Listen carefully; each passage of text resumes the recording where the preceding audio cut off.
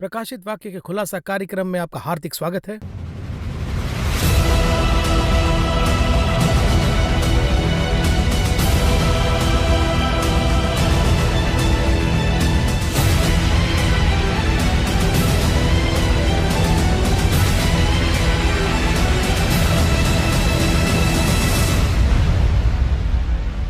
हर हफ्ते हम रेवलेशंस के काफी विषयों के बारे में बात कर रहे हैं। इस हफ्ते में हम रेवलेशंस का 13 चैप्टर देखने वाले हैं। Let's welcome brother MD. Jagan. Brother Jagan, welcome to the program. धन्यवाद। हर हफ्ते हम बहुत सारे डिटेल्स के बारे में बात कर रहे हैं।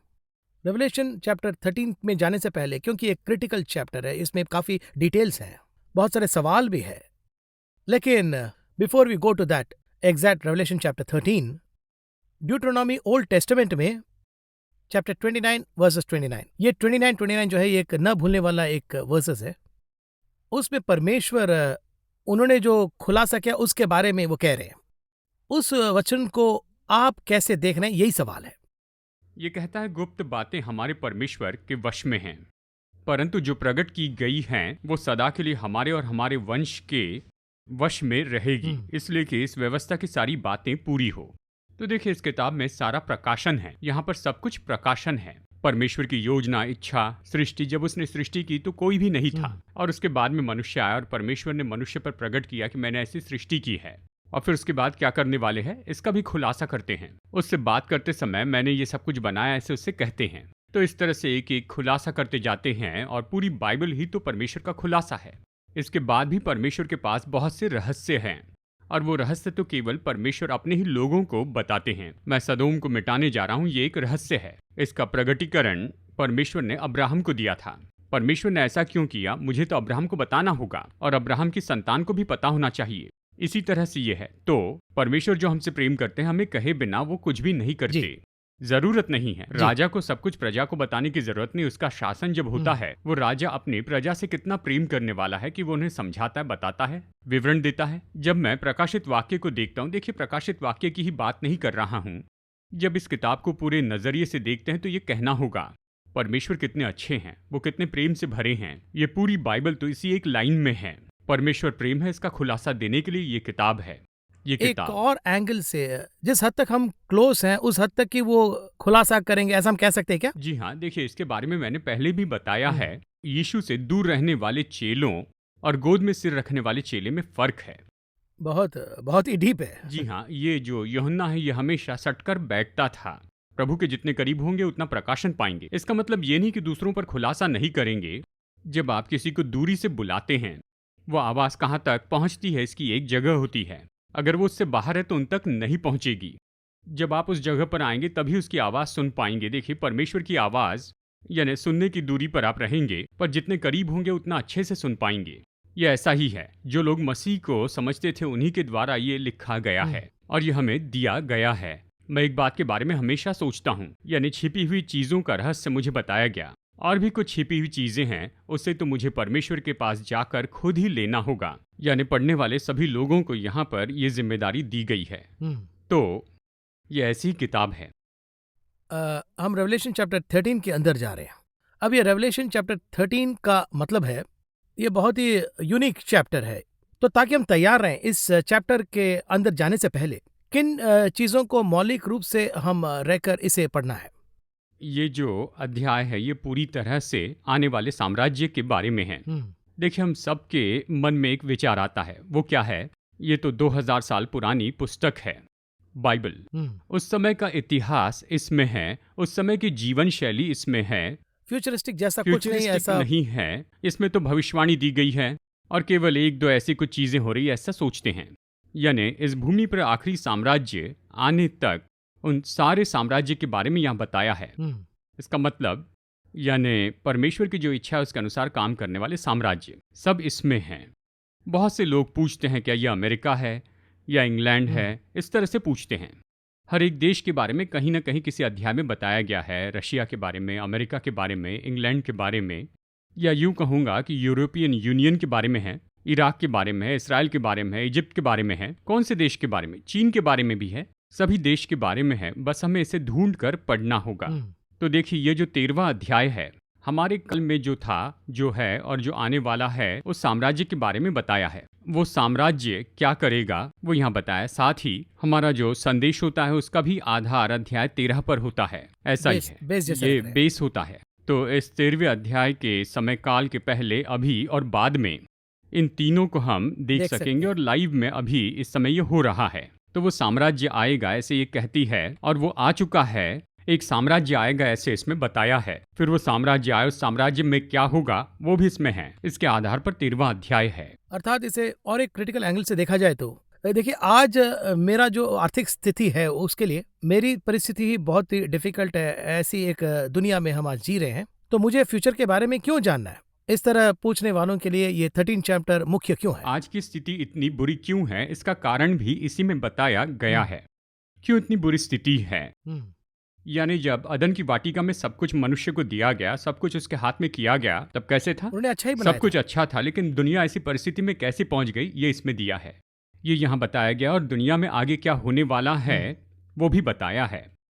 उसके बाद में अनंत काल का है, और यही तो मनुष्य के लिए मुख्य हम बात कहाँ है। जा रहे हैं? वही जा रहे हैं, उसके बारे में भी है। इसीलिए उसको अपने भविष्य के बारे में जानना होगा, है ना? देखिए, अगर मैं गलत रूट पर चला जाऊं और इसी के कारण जब मैं दुख भोगता हूं, दुनिया के गलत रास्ते पे चले जाता हूं, बस से आया और गलत स्टॉप पर उतर गया, उसके बाद बस नहीं आएगी क्या? अगली बस तो आएगी। इस गांव से उस गांव जा पाएंगे क्या? या चलकर जाना होगा? इसी तरह से तो भविष्य है। और दूसरी बात, वो बस कहाँ जा रही है? ये बस कहाँ जाएगी? हाँ। देखिए, ये तो फ्यूचर फ्यूचर है। है। वैसे ही ये भी है। मनुष्य ने जो गलती की है उसे कैसे सुधारेंगे, उस गलती से दुनिया को कैसे बचाएंगे, क्या होने वाला है, सब कुछ ये भविष्य फ्यूचर है। है। वो हमें तो पढ़ना ही होगा। मुझे नहीं चाहिए कहे तो छोड़ देंगे, कोई जबरदस्ती कोई नहीं जोर है। नहीं दे रहे। जबरदस्ती नहीं करते हैं। अब अगर इस 13 चैप्टर में अगर आप देखेंगे तो आरंभ ही एक थोड़ा सा अलग आरंभ होता है इसमें। इस 13 चैप्टर को अगर मुझे सही तरह से समझना है तो किस मेथड को फॉलो करना है? इसे पढ़ने का तरीका तो दृष्टांत है। तो ये यहाँ एक पैराबल है। ये दृष्टांत है। जी। अब ये जो दृष्टांत है ये तो थोड़ा अलग ही दृष्टांत है। कैसे? अगर ये पूछे तो देखिए, जो पैराबल है यानी जो दृष्टांत हैं, जो विषय नहीं है उसे समझाने के लिए जो विषय है उसकी उपमा के रूप में सिखाते हैं। Correct. ये दृष्टांत है। जी। इसी तरह से, यानी ये इसी तरह से ये शब्द दृष्टांत ऐसे हम कहते हैं। देखिए, अगर कोई किसी गांव में जाता है, उस गांव में से कभी कोई फ्लाइट में नहीं बैठा, और आप फ्लाइट में बैठकर वहां पर जाते हैं। कैसे आए हैं? विमान से आया, फ्लाइट से आया। तो छोटा बच्चा आपसे पूछेगा, फ्लाइट में आए तो फ्लाइट कैसी होती है? अगर ऐसा पूछे तो आप उड़ता हुआ एक पक्षी दिखाकर कहते हैं कि देखो ऐसी है। दृष्टांत के रूप में बताते हैं। जो है ऐसी चीज दिखाते हैं, जो उन्होंने नहीं देखा उसे देखने वाली चीज से सिखाते हैं। ये दृष्टांत है। अभी देखिए, ये जो अध्याय है ना, जो चीज नहीं है उसे समझाने के लिए ऐसी चीज बताते हैं जो है ही नहीं। ओहो, यही इसकी खासियत है। तो जो विषय नहीं है और उसके ऊपर जो भी नहीं है, विषय मुझे समझ में नहीं आया, तो उसके ऊपर की चीज कैसे समझ में आएगा? उसे समझाने वाला ही ये अध्याय है। ओके, तो ये इस बहुत तरह ही से मुख्य है और क्रिटिकल। और इसीलिए ये बहुत ही विशेष है। ओहो, क्या ठीक है? देखिए, पहले वचन में उदाहरण के रूप में मैं आपको बताता हूँ। पहला वचन इस तरह कहता है, मैंने समुद्र में से एक पशु को निकलते हुए देखा। जी। ठीक है। अब जानते हैं समुद्र में से जानवर आते हैं। सामान्य रूप में कौन से जानवर आते हैं? मछलियां या ऐसे इस तरह छोटे, लेकिन बड़े रूप में देखे तो योना और बड़ी मछली, इस तरह से हम देखते हैं। अब यहाँ पर जो आ रहा है उसके 7 सिर हैं, 10 सींग हैं। इस तरह का पशु निकलता है। इसकी कल्पना ही बहुत ही कष्टदायक है। इस पशु का सिर तो चीते के जैसे है, और इस पशु के बाल रीछ के जैसे हैं। और भी कॉम्प्लिकेट हो रहा है। जी हाँ, और इस पशु का मुंह तो सिंह के जैसे है। देखिए, इस तरह से अलग ऐसा कोई पशु संसार में नहीं है। ऐसा कोई पशु नहीं है। इमेजिन ही नहीं कर पाए। कल्पना भी नहीं। ऐसा पशु समुद्र में नहीं है। अब ये समुद्र से निकलता है, इसका मतलब है ये ऐसा जो था ही नहीं। तो यहाँ प्रभु एक सच्चाई बताते हैं, हम पर प्रकट करते हैं। अब ये जो सच्चाई अब तक हमें पता नहीं थी, यानी जिसे नहीं समझते हैं, जो पहले नहीं था, उसके बारे में बताते हैं। यानी जरा देखिए, ये तरीका तो नया तरीका है। ऐसे तरीके से ये हमें समझाते हैं, समझाकर ये सच्चाई बताते हैं। यानी एक सवाल आएगा, परमेश्वर बताना चाहते इसलिए इसके बारे में बताते हैं। वही तो यहाँ पर सवाल था, आपने खुद ही पूछ लिया। क्यों इतनी उलझन के साथ बताते हैं? हाँ, आसानी से easily बोल बता सकते हैं ना, हाँ। है ना? यानी मीडिया में सब कुछ आसान बनाकर बताते हैं, समझाकर बताते रीच करना। जी। लेकिन किसी भी कीमती बात को अगर हासिल करना है तो फिर उसके लिए मेहनत तो करनी होगी। इजीली दोगे तो वैल्यू नहीं रहता। जी हाँ। देखिए, बच्चे के लिए माँ के दूध के बाद, यानी उसके लिए बहुत शक्ति देने वाला दूध और कौन सा है, वो कोकोनट मिल्क है, नारियल का दूध। साइंटिफिक रूप में कहते हैं माँ के दूध के बाद में अगर दूसरा सबसे ज्यादा शक्ति देने वाला दूध तो कोकोनट मिल्क है। लेकिन कोकोनट मिल्क बहुत ऊंचाई पर होता है, सब फलों की तुलना में इसे तोड़ना बहुत मुश्किल होता है, इतनी आसानी से नहीं मिलता। इसी तरह से अगर मोती या फिर हीरा आपको चाहिए तो बहुत गहराई तक जाना पड़ता है। साधारण पत्थर तो ऊपर ही मिलते हैं, काला पत्थर, लाल पत्थर, लेकिन हीरा चाहिए तो बहुत गहराई में जाना होगा। आउटर सर्कल से आपको इनर सर्कल में जाना जी, है, तभी आप इसे समझ पाएंगे। इसलिए कहता हूँ बहुत कीमती चीज अगर मुझसे लेनी है तो उसके लिए कीमत चुकानी होगी, मेरे साथ समय बिताना होगा, बहुत करीब आना होगा, निकट रहना होगा। उसी तरह से स्वर्ग के परमेश्वर जब अपने मन के रहस्यों को अपनी कलीसिया पर प्रकट करते हैं तो चाहते हैं कि और किसी के पास न पहुंचे। अगर वो चाहते हैं कि आपको पता न चले तो वो आपको नहीं बताते हैं। जो खजाना किसी को नहीं मिला वो मैं तुम्हें देना चाहता हूं, ऐसे कहते हैं। और इसी के लिए परमेश्वर इस तरीके का उपयोग करते हैं। सरल बात है। देखिए, अब बहुत से डॉक्यूमेंट्स को ही लीजिए, देखिए उसमें हम साधारण पासवर्ड डालते हैं लेकिन दूसरे लोग इस तरह से नहीं करते। CIA डॉक्यूमेंट्स हो या फिर सीक्रेट फाइल्स हो, उसे तो हम इतनी आसानी से नहीं खोल सकते हैं। यानी इसके लिए बिल्कुल अलग प्रोसीजर होती है, यानी उसके पासवर्ड्स होते हैं, डबल पासवर्ड्स होते हैं, और फिर उसके बाद में बायोमेट्रिक एंड और फिर आयरिश मेथड और वोकल तरीके को पार करने के बाद यानी जो भी रखा होगा। इतनी मेहनत क्यों करनी है? क्योंकि उस फाइल में निश्चय कोई बड़ा विषय है। देखिए, हमारे फ़ोन में भी पैटर्न पासवर्ड होता है ना, और बाहरी जो पासवर्ड होता है उसमें फ़र्क होता है। वैसे ही है। देखिए, जब परमेश्वर हमें कुछ कीमती चीज़ देते हैं, वो जब हमें प्रदान करते हैं, प्रभु की संतानों को जो भी चाहिए मैं देता हूँ, लेकिन देने का एक तरीका होता है। अगर कोई इस तरीके का उपयोग नहीं करता, उसके अनुसार नहीं करता है तो नहीं पाएगा। यानी ये तरीका है, इस तरह कहाँ है। इसीलिए रेवलेशन के बिगिनिंग में ही इसे समझकर पवित्र आत्मा के साथ जब हम इसे पढ़ते हैं तो उसे एक अलग ही ब्लेसिंग कहते हैं। क्या? जी हाँ, आत्मा में प्रवेश करने के बाद ही ये वचन आया है। यह ना आत्मा में उठाया जाता है तभी ये आता है। इसे समझना होगा, यानी हमें भी आत्मा में उठाया जाना चाहिए, तभी इसे समझ पाएंगे, क्योंकि इसमें इतनी सारी बातें हैं। ओके, हम रेवलेशन चैप्टर 13 फर्स्ट वर्स में जाने वाले हैं। अब तक हमने इंट्रोडक्शन की बात की, एक छोटा सा ब्रेक लेंगे। ब्रेक के बाद हम चैप्टर 13 में फर्स्ट वर्जन के बारे में देखेंगे।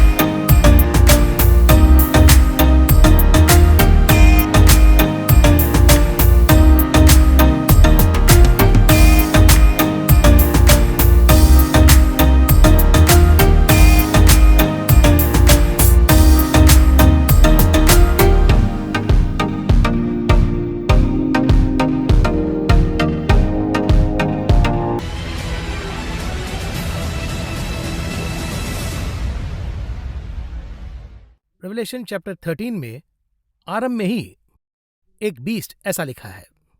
अब इस नाम को सुनते ही हमें थोड़ा सा कष्टदायक इमेज बनता है। अब इस 13 चैप्टर के बिगिनिंग में एक फ्यू वर्सेस को हम कैसे समझेंगे? इस संपूर्ण रूप में देखें तो जैसे मैंने कहा कि यह अध्याय ये तो साम्राज्य के बारे में कहता है, ये बताया था आपने पहले ही, यानी ये तो एक प्रशासन है। तो देखिए, सबसे पहले परमेश्वर ने इस पशु की तुलना किसके साथ की है, इसे हम देखते हैं। ये एक साम्राज्य के बारे में कहता है एक पशु निकला। अब इस पशु की तुलना साम्राज्य से कर रहे हैं, इसके पीछे कारण है, और वो क्या है? परमेश्वर ने मनुष्य के हाथ में सब सौंप दिया। उसने ये सब किसे दिया? आदम को दिया था। जेनेसिस 1:28, उत्पत्ति 1:28 में परमेश्वर ने यह आदम को दे दिया। अब देखिए, उसके बाद आदम ने ये सारा साम्राज्य और अधिकार एक पशु को दिया। उत्पत्ति 3:1 कहता है, यहोवा परमेश्वर ने जितने बनेले पशु बनाए थे उन सब में सर्वधूर्त था, तो सांप के हाथ में सौंप दिया। और ये जो सांप है ये तो शैतान का दूत है, शैतान के नीचे रहने वाला एक जानवर है। तब ये पूरा अधिकार सर्प के द्वारा शैतान के हाथ में पहुंच गया। और इसीलिए मत्ती अध्याय 4 में शैतान ने यीशु मसीह से कहा, ये संसार और इसका सारा वैभव मुझे दे दिया गया, इस तरह से कहा। तो संसार का सारा अधिकार तो उसके हाथ में पहुंच गया है। अब ये जो अधिकार चला गया है, ये जिस किसी को दिया गया उसमें वो पशु का स्वभाव है। देखिए, हर एक साम्राज्य में पशु का स्वभाव था। नबूकदनेस्सर के बारे में बताते हुए, बेबीलोन के बारे में बताते हुए कहा गया वो सिंह है, यानी दानियल अध्याय 7 में। फिर सिकंदर के बारे में कहता है तो कहता है चीता है, लेपर्ड। और देखिए उसके पहले मीडा फारस का साम्राज्य तो भालू के जैसे है। देखिए, हर एक साम्राज्य को एक एक पशु का टाइटल दिया गया है। इसका कारण क्या है? यानी उस पशु का जो स्वभाव है वो उस साम्राज्य में है। उदाहरण के लिए, जैसे आपने कहा है, सिकंदर के साम्राज्य को परमेश्वर ने चीता कहा। कारण है, चीता की विशेषता है स्पीड। सिकंदर तो 11 साल तक युद्ध करते रहा। उसने तब के 70% संसार को जीत लिया था। यानी देखिए, उस समय यानी अमेरिका नहीं था और ऑस्ट्रेलिया भी नहीं था। 3 ही महाद्वीप थे, और वो थे यूरोप, अफ्रीका और एशिया। इन 3 महाद्वीपों के 70% को उसने अपने कंट्रोल में लिया। यानी कितने साल में इसे किया? 11 साल में किया। जी, बहुत ही फास्ट। जी हाँ, 22 साल की उम्र में शुरू किया, 33 साल तक जीत लिया और 34 साल में मर गया। वो वापस मकूदिनिया लौटा ही नहीं, यानी बेबीलोन के रास्ते में ही वो मर गया। तो सिकंदर के बारे में कहता है चीता है। चीता की विशेषता है स्पीड। तो इसी तरह से हर एक साम्राज्य में एक एक पशु की खासियत होती है। और यहाँ पर यह कहता है कि अंत में एक पशु आता है, और ये तो फाइनल है। यानी अंत में जो अधिकारी आएगा उसके बारे में हमें यहाँ पर बताता है। अब आगे आने वाला, यह भी आने वाला है। बाइबल में इसे ख्रिस्त विरोधी या एंटी क्राइस्ट कहा गया है। वो साम्राज्य आने वाला है, उस साम्राज्य के बारे में यहाँ पर विवरण दिया गया है। यानी देखिए, इस साम्राज्य की एक बनावट है, उससे जुड़े हुए लोग हैं और उसका स्वभाव, इन सभी के बारे में यहाँ पर बताया गया है। वो क्या करेंगे, किस पर जय पाएंगे, कौन कौन उसकी मदद करेंगे, ये सब यहाँ पर बताया गया है। खासकर आपने पहले वचन को देखा है ना, कि समुद्र में से एक पशु निकल कर आया, इस तरह से कहता है। समुद्र जो है वो तो लोगों को दर्शाता है। जनता। प्रकाशित वाक्य 17-15 में लोग यानी बड़ी भीड़, देश। इसे हमने सीजन 1 में समझाया है, सीजन 1 में देखा है। यानी देखिए, ये तो लोगों में से निकल कर आने वाला पशु है, यानी ये तो लोगों में से निकल कर आने वाला राज्य है। और उसके 7 सिर हैं, ये बताया गया है। 7 सिर क्या दर्शाते हैं? देखिए, इन सब के बारे में हमने पहले अच्छे से बताया है सभी विश्वासियों को। फिर से कहता हूँ, इससे संबंधित हर एक संदर्भ तो बाइबल में है। तो क्या नहीं करना चाहिए? अनुमान नहीं लगाना है, गेस नहीं करना है। हम भी कुछ गेसिंग में नहीं बात कर रहे हैं। बाइबल में जो लिखा है वो परमेश्वर की बातों को ही हम कह रहे हैं। जो है वही कह रहे हैं। यानी इसके 7 सिर थे। 7 सिर क्या है? प्रकाशित वाक्य 17:9 में हम देखते हैं कि ये 7 सिर तो 7 पर्वत हैं, ये कहता है। 7 माउंटेन्स, यानी 7 पहाड़ों के ऊपर एक शहर है, इस तरह कहता है। यह अध्याय 17 वचन 18 में बताया है। वो कौन सा शहर है, इसकी व्याख्या भी यहाँ पर दी गई है। ये तो भूमि के राजाओं के ऊपर राज्य करने वाला महानगर है, कहता है अध्याय 17 वचन 18 में। उन दिनों के भूमि के राजाओं के ऊपर महाराजा तो रोम था। रोम कहाँ पर आज भी देखे तो ये तो 7 पहाड़ों के ऊपर बसा हुआ शहर है। क्विरिनल, विमिनल, कैपिटलिन, एवेंटिन, वैलेंटिन, सिलियन, स्क्वेलियन, ये 7 पहाड़ों का नाम है। इन 7 पहाड़ों के ऊपर रोम शहर बसा हुआ है। तो ये 7 पहाड़ों वाला शहर अंतिम समय में ये उनका मुख्यालय होगा, हेडक्वार्टर्स। और फिर इसके बाद 10 सिंह हैं। ये 10 सिंह कौन है पूछे तो प्रकाशित वाक्य 17-12 में जो 10 सिंह तुमने देखे हैं वो 10 राजा हैं, ये कहता है। 10 किंग्स यानी 10 देश हैं। यानी आखिरी साम्राज्य जो उदय होगा उसका नेतृत्व रोम के हाथ में होगा और उसके नीचे 10 देश होंगे, इस तरह से है। यानी इस तरह से यहाँ पर बताया है अंतिम समय के साम्राज्य के बारे में। इसका विवरण वचन 1 में दिया है, तो उसे हम देखते हैं। अब यहाँ दूसरे वचन में वो साम्राज्य कैसे होगा, वो देखने में चीते के जैसे होगा। ये चीता किसे दर्शाता है? हमने चर्चा की थी सिकंदर के बारे में, ग्रीक साम्राज्य। स्पीड, सिकंदर ने 11 साल में दुनिया जीत ली। ये सारी दुनिया को 3.5 साल में ही जीत लेगा। लेकिन बताता है वचन 5 में 42 महीने युद्ध करेगा। कहाँ है? साफ लिखा है, डेट समय और का टाइम महीने में बताया है। 42 महीने कहता है युद्ध करेगा, कहता है। वचन 7 में कहता है उसने सब पर जय पाई जी। तो 42 महीने में सब पर जय पाता है। जरा सोचिए, आज की ये पूरी दुनिया 42 महीने में पूरी दुनिया उसके कंट्रोल में चली जाती है। ये किस तरह का युद्ध होगा?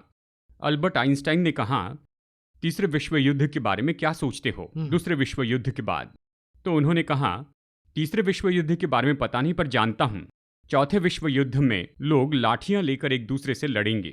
कारण क्या है ये पूछा गया तो तीसरे विश्व युद्ध में जो हथियार उपयोग होंगे वो मानव संस्कृति को खत्म कर देंगे। मैं आपसे इसलिए कह रहा हूं, इस पूरी दुनिया को यानी केवल 42 महीने में सारी दुनिया को अपने कंट्रोल में लाने के लिए किस तरह के हथियार उपयोग किए जाएंगे जरा सोचिए। हिरोशिमा नागासाकी को एक बम ने पूरे जापान को उनके कंट्रोल में ला लिया था। अमेरिका के लड़कर नहीं पा सके तो बस 2 बम से पूरा जापान कंट्रोल में आ गया, अमेरिका के कंट्रोल में आ गया। किस समय तक? 1964 तक। 1964 तक अमेरिका का युद्ध का जहाज जापान के किनारे खड़े रहता था। बस यही है, एक देश दूसरे देश पर इतनी स्पीड से कब्जा पाता है। वचन कहता है पूरी दुनिया को जीतने की स्पीड थी 42 महीने। यही वो साम्राज्य करेगा, ये बताया है। तो यही वो स्पीड है और इतनी रफ्तार किसमें है? ये चीता जैसे है। और फिर उसके बाद उसके पांव भालू जैसे थे। भालू कौन है? दानियल के अध्याय 7 में हम देखते हैं ये मीडा फारस है। अब इस भालू के बारे में देखिए अध्याय 7 में कि वो एक पसली के बल खड़ा है। इसके पीछे कारण क्या है कि ये जो साम्राज्य है एक तरफ से मजबूत होगा, एक तरफ से कमजोर होगा।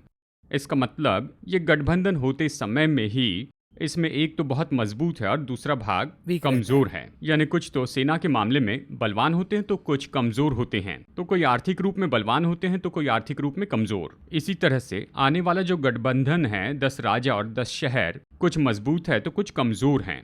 एक तरफ मजबूत एक तरफ कमजोर, भालू की पसली जैसे। वो एक तरफ टेढ़ा होके खड़ा है, वचन कहता है। उसके बाद अगर आप आगे देखें उसका मुंह सिंह के जैसे था, इस तरह से बताया गया है। सिंह के जैसे मुंह, ये कैसा चिन्ह है? दानियल अध्याय 7 में देखिए। सिंह जैसा कौन है? बेबीलोन का साम्राज्य। बेबीलोन साम्राज्य का मुंह कैसे है? वो बढ़ाई करने वाला मुंह है। प्रकाशित वाक्य 13:5 कहता है बड़े बोल बोलने और निंदा करने के लिए उसे एक मुंह दिया गया। इस तरह से है ना। नबूकदनेस्सर कैसी बात करता था कि मैंने ही महान बेबीलोन बनाया है, बड़े बोल बोलने वाला मुंह। यही ये कहा गया है। तो वो है यहाँ पर ही वो 42 मंथ्स में होगा, ऐसा लिखा है। जी देखिए, वो तो बड़ा बोल बोलने वाला मुंह होगा, परमेश्वर के विरुद्ध में बोलने वाला साम्राज्य होगा, दोष लगाने वाला साम्राज्य। तो ये सब मिलाकर आने वाला जो साम्राज्य है कैसे होगा, इस तरह बताते हुए परमेश्वर ने इसका विवरण दिया है। 42 महीने युद्ध करेंगे और पूरी पृथ्वी पर कंट्रोल कर लेंगे। उसके लिए आप देखेंगे ये 10 देश उसके साथ में खड़े होंगे और चाहे कितना भी सहारा हो वो एक तरफ से कमजोर होगा और एक तरफ से मजबूत होगा। एक और बात बताइए, वो बड़े बोल बोलेंगे और परमेश्वर की निंदा करेंगे, दोष लगाने वाले काम करेंगे। ऐसा काम करने वाले साम्राज्य पर शैतान का ही अधिकार होगा। वचन कहता है उस अजगर ने अपनी सामर्थ और अपना सिंहासन और बड़ा अधिकार उसे दे दिया। इस तरह वचन 2 में कहता है। अब यहाँ पर अजगर जो शब्द है इंग्लिश में ड्रैगन शब्द है। ड्रैगन ने अपनी सामर्थ यानी अपना स्ट्रेंथ, इस तरह कहता है ना, अपना सिंहासन यानी थ्रोन, इस तरह कहता है, और फिर अपना बड़ा अधिकार, अथॉरिटी, ये सब कुछ उसने दे दिया। शैतान देगा कि लेगा? सोचिए। जरूर देगा ही ना। किसको देगा, किससे लेगा? देखिए वो सब कुछ देने जैसा देगा लेकिन सब कुछ ले लेगा। वही हम शैतान के बारे में जानते हैं। बाइबल के अनुसार शैतान लेता है। ये नेचर जो है, उसका स्वभाव ही है कि सबसे छीन ले। एक ही जगह पर कहता मैं दूंगा। किससे कहा? यीशु से कहा। इस सारी पृथ्वी के सारे राज्य और इसका वैभव, ये सब जो है मैं तुझे दूंगा, कहा ना। अगर यीशु को वो सब कुछ देता है, जरा सोचिए, क्या आप ऐसे व्यक्ति को देंगे जो काबिल नहीं है? कहिए कि कोई ऑर्गेनाइजेशन, एक पिता शुरू करते हैं, उनके 4 बच्चे हैं, तो कौन इसे चलाने के लिए सक्षम है ये देखकर ही देते हैं, है ना। या क्या करते हैं, बड़ा पैनल बनाकर उन्हें सौंपते हैं और इसे संभालना, इस तरह कहते हैं। और वो भी सब कुछ एक ही मिनट में दिखाया। ये सब कुछ 1 मिनट में ही दिखा देते हैं। यानी जरा ध्यान दीजिए, यानी इन सब के लिए उसे बहुत ही सक्षम होना होगा, बिल्कुल यीशु के जैसे। वचन कहता है कि उस अजगर ने अपना सिंहासन, अथॉरिटी और उसका जो बल है, ये सब कुछ किसी को दे देता है। तो वो व्यक्ति कितना बड़ा होगा। भूमि पर मसीह के तुल्य जाना जाएगा। शैतान उस पर विश्वास करता है और इसीलिए उसे एंटी क्राइस्ट कहा गया है। अंत का ख्रिस्त, आखिरी ख्रिस्त उसे कहेंगे। कहने का कारण क्या है? जैसे मसीह को देखा था वैसे ही वो इसे मानेंगे। तो इस तरह का साम्राज्य इस भूमि पर आने वाला है। 7 साल वो राज्य करेगा, 3.5 साल युद्ध करेगा अगले 3.5 साल अत्याचार करेगा। अंतिम समय में ये होगा, बाइबल कहती है। आपने एक वाक्य कहा, एंटी क्राइस्ट आपने कहा ना। एक लेखक ने ऐसा लिखा है, हम जो एंटी क्राइस्ट कह रहे हैं उसे एक क्राइस्ट का विरुद्ध एक कैरेक्टर जैसे हम समझ रहे हैं, लेकिन एंटी के लिए एक बहुत ही एक डीप मतलब है। वो ये है कि एंटी का मतलब इनका इक्वल और ऑपोजिट आ रहे हैं, ऐसी बात नहीं है।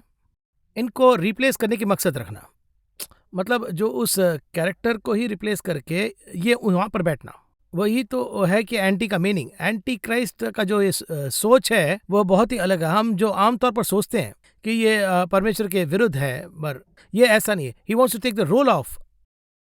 आपने जो बताया वो तो बस एक ही बात है। आपकी जगह को मैं लेता हूँ और मैं आपके विपरीत सोचता हूँ, यही अर्थ हाँ। है। आपके विरुद्ध में काम करता हूँ। करेक्ट। आपके जैसे ही मुझे अगर बदला लेना है तो आपके जैसे दिखने वाला एक नकली भेष धारण करना है।